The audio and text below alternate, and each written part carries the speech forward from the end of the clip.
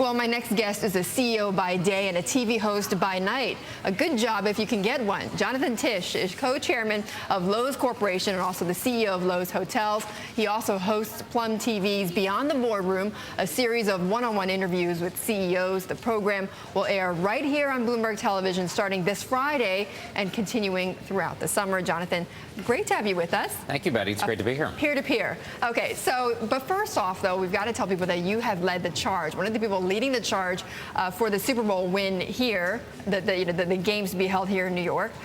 You must have been in a celebratory mood last night. Betty, it was so exciting to be down in Dallas and watch the NFL owners give us the vote of confidence that New York City and New Jersey can host the greatest game in the world. It'll be February 2014. We have 3.5 years to put our plans into place. Right. But just think about the excitement of the build-up to this game and all that New York and New Jersey has to offer. And the money flowing in, right? Well, so people saying $500 million maybe or more? That's the number, 500 million, 550 million. Okay. We know how to do big events. If you look at the Grammy Awards and the Country Music Awards, and the Republicans and the Democrats have all held their conferences here and their conventions. There's no city that's better poised than New York. And when you combine it with the new stadium that the Jets and the Giants co-own now in the Meadowlands, right, it's a great recipe. I think people have been taking out their farmers' almanacs already, been trying to figure out what the weather's going to be like. It's going to be like something like 30 degrees then, or something like that. No issue whatsoever. The greatest Okay. games in the history of the NFL have been played in bad weather. Right. Don't worry about that one. Okay. All right, Jonathan, we're going to be we're talking right now about your show, Beyond the Boardroom, which I've seen, took a look at it on the website as well. You spoke with somebody that I've spoken to as well quite a bit, which is David Sokol, the chairman of MidAmerican, the CEO of NetJets, and seemingly Warren Buffett heir to the throne. Let me just run you a soundbite, first of all, from your interview.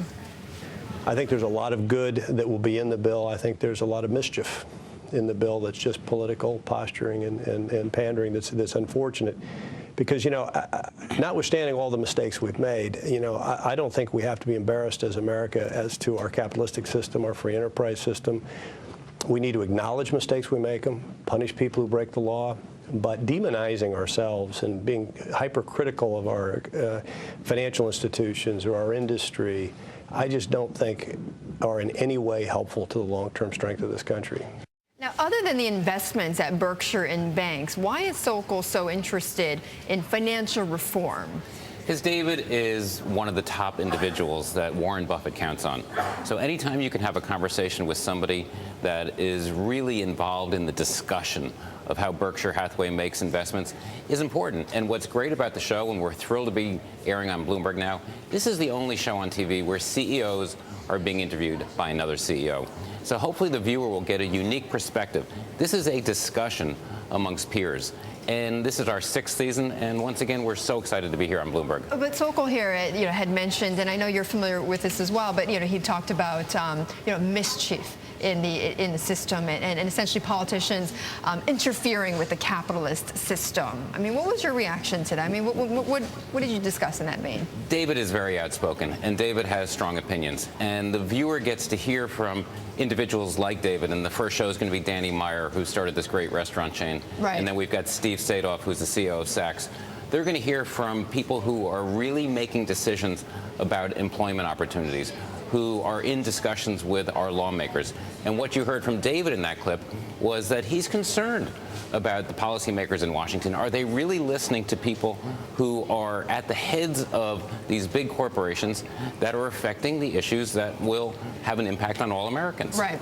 And you mentioned, though, you mentioned being a peer-to-peer. That has to put you in some interesting spots, right? I mean, as I understand, didn't you interview the CEO of Starwood Hotels?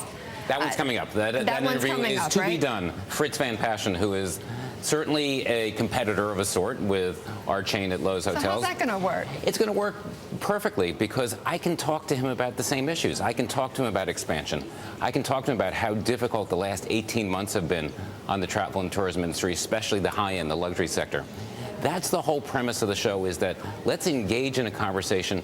And oh, by the way, the viewer gets to learn about you as a man, as a woman, where you found your inspiration. How did you get to be the CEO of this dynamic organization? Okay, Jonathan, great to talk with you. Thanks so much. Looking forward to watching the program. Jonathan Tisch, Beyond the Boardroom on Bloomberg Television, Fridays at 9 p.m. You don't want to miss that throughout the summer.